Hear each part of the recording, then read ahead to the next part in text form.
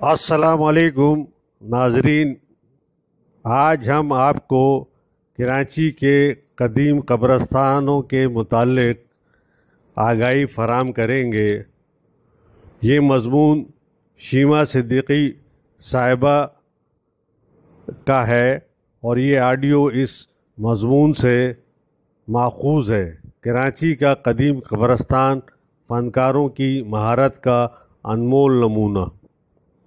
آپ سے درخواست ہے ہمارے یوٹیوب چینل احساس انفو کو سبسکرائب کیجئے، شیئر کیجئے، کمنٹس کیجئے تاکہ ہماری حوصلہ افزائی ہو اور ہم اس کو مزید بہتر سے بہتر بنا سکیں اور لوگوں تک آگاہی پہنچا سکیں۔ آپ سے درخواست ہے کہ اس چینل کو سبسکرائب ضرور کریں اور بیل آئیکن کو پریس کریں۔ 18ویں صدی میں قائم ہونے والے میوہ شاہ قبرستان کو کراچی کی سب سے قدیم اور سب سے بڑی آرامگاہ تسلیم کیا جاتا ہے۔ اس قبرستان میں مسلمان ہی نہیں، عیسائی اور یہودی بھی ابدی نیند سو رہے ہیں۔ جب آپ گارڈن سے ریکسر لائن کی طرف آتے ہیں تو الٹے ہاتھ کی جانب میوہ شاہ قبرستان نظر آتا ہے۔ اسی کا ایک حصہ مارواڑی سلاواٹ برادری کے لیے مخصوص ہے۔ یہ قبریں دور سے ہی آپ کو اپنی طرف متوجہ کر لیتی ہیں۔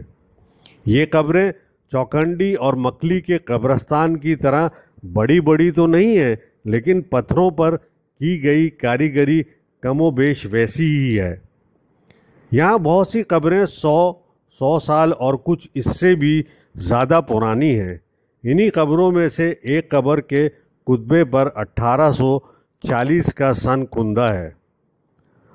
عرصہ دراز گزر جانے کے باوجود ان قبروں اور خاص کر کتبوں کی آب و تاب مان نہیں پڑی، جس کے سبب سے بڑی وجہ یہ ہے کہ سلاوٹ برادری نے اپنے بزرگوں کی قبروں اور ان کے ورثے کی ہر ممکن حفاظت کی ہے۔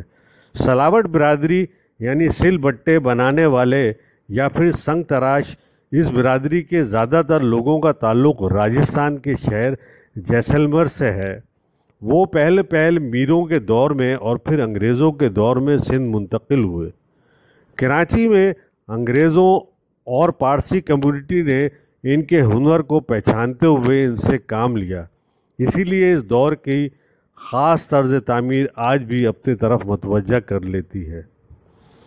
اس قبرستان کے کتبوں کو دیکھ کر احساس ہوتا ہے کہ پتھر کو تراش خراش کر خوبصورت محرابوں اور مختلف ڈیزائنوں میں بدل دینے والے ہاتھوں نے کس فنکاری کے ساتھ یہ ہنر قبروں اور کتبوں پر آزمایا ہے۔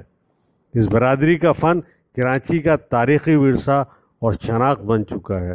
سلاوٹ برادری سے تعلق رکھنے والے صحافی فرید ماجد ساٹھی کا کہنا ہے کہ یہ وہ کمیونٹی ہے جس نے کراچی کی پرانی عمارتوں کی بناوٹ میں اہم کردار ادا کیا۔ سخت اور بے جان پتھر کو اس خوبصورتی سے تراشا کہ اس میں جان پڑ گئی۔ یہ ماہر کاریگر ایک خاص انداز سے چھینی پکڑتے اور پتھر پر نقش بناتے چلے جاتے ہیں اور ان کی محنت کی بدولت پرانے کراچی کی خوبصورتی اپنے کمال کو پہنچی۔ ماجد کے بقول سلاوٹ برادری کے مزدوروں کے ہاتھوں کراچی کا بہترین آرکیٹیکچر اور اس کی تاریخی لکھی گئی ہے۔ میرا اشارہ میری weather tower, KMC building, Mohatta palace, Jahangir Kothari building سے لے کر ہندو جیم خانہ کی بہترین تعمیر اور نقاشی کی طرف ہے۔ ان کا مزید کہنا تھا کہ ان تاریخی عمارتوں میں استعمال ہونے والے لال اور سنہری یا پیلا پتھر خصوصی طور پر پنک سٹی جودھ پور اور گولڈن سٹی جیسلمیر سے منگوایا گیا۔ راج دور کی کراچی ممبئی کی عمارتیں دیکھیں، گوتھک اور اینگلو یورپین اسٹائل سے لے کر استعمال ہونے والے پتھر بھی ایک ہی جیسے ہیں۔ فرید ماجد صاحب نے اپنی بات جاری رکھتے ہوئے مزید کہا کہ آپ ان قبروں کی تصاویر کو دیکھیں، ان ہاتھوں نے کس کاریگری سے ان کتبوں کو تراشا ہے، کیا ہنرمندی اور بناوٹ نظر آتی ہے۔ جہاں سلاوٹ کمیونٹی کے مزدوروں نے दूसरों के रहने के लिए बड़े बड़े घर तामीर किए हैं, वहीं अपनी बिरादरी की कब्रों पर भी अपने हुनर के जौहर दिखाकर इनको अमर कर दिया है। कब्रस्तान के गोरकन शाकिर अली से कब्रस्तान की सबसे कदीम कब्र के बारे में दरियाफ्त किया तो हमें वो एक कब्र के पास ले गए जिस पर मैरीवेदर टावर की शक्ल का एक कुतबा तराशा गया था। इसके कुतबे और कब्र पर कुंदा था कि सलावट जमात की मायानाज मिस्त्रियों ने ये टावर 1 साल के अरसे में 1848 में तामीर किया। यानी ये कब्र इब्राहिम वल नबी बख्श कोतवाल संग तराश की थी, जिसके हाथों ने कराची की पहचान मैरीवेदर टावर को तराशा और हुस्न बख्शा।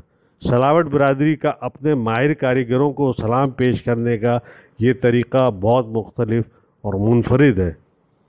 पूरे कब्रस्तान में जा बजा कदीम और संग तराशी के बाकमाल फ़न पारे नज़र आ रहे थे, लेकिन कई कब्रें तो आपको पूरी क़ुव्वत के साथ अपनी तरफ खींचती हैं और आप कच्चे धागे की तरह खींचे चले आते हैं।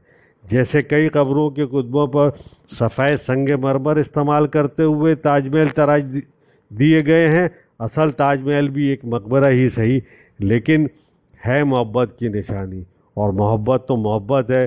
शाहजहाँ अपनी मुमताज़ महल के लिए उस्ताद अहमद जौहरी से बनवाए तो ताजमहल, और कोई अपने अजीज़ों के लिए तो ये सादा कुतबा। तो इन राज मिस्त्रियों ने भी इस मुग़ल मकबरे की शबी कमाल फ़न और मोहब्बत के साथ अपने अजीज़ों की कब्रों पर तराश दी है। यही नहीं, कई कुतबों पर जैसलमेर के महलात के झरोकों, महराबों और फूलों के मुख्तलिफ स्टाइल भी नज़र आते हैं। कदीम कब्रों की तर्ज तामीर की तरह यहाँ औरत मर्द की कोई ख़ास निशानी नज़र नहीं आती। हाँ, बड़ी और पुरानी कब्रों में सरदारी और मालदारी का उनसर ज़्यादा नुमाया है। सदी गुज़रने के बावजूद आज भी वली मोहम्मद जीवन मारवाड़ी की कब्र पर उम्र 81 साल के साथ एक इंतकाल का साल दिसंबर 1901 कुंदा है। या फिर मिट्ठू वाला फैमिली के जद्दे अमजद मिट्ठू सुल्तान वल्द सरतू और तारीख़ वफ़ात 1906 की कब्र भी देखने से ताल्लुक़ रखती है। अगर कई कब्रों पर चांद तारा नज़र आता है तो कहीं सुराही और पानी के जग जैसे बर्तन की शक्लें हैरान कुन हैं। कई पर लाल या फिर निस्बतन तेज़ रंग फेर दिया गया है, लेकिन ना जाने क्यों। जिस तरह कराची की कदीम इमारतें अपने अहद की तर्जुमान हैं, इसी तरह इस दौर की कब्रें भी ख़ास इसी अंदाज के साथ तामीर की गई हैं। 18वीं और 19वीं सदी की कदीम कब्रें पीले पत्थर पर कुंदा कारी गई हैं, लेकिन 70 और 80 के बाद से इन कब्रों की बनावट में भी तब्दीली देखने को मिलती है। 40-50 साल पुरानी कब्रें ज़्यादातर सीमेंट और संगे मरमर से आरास्ता हैं।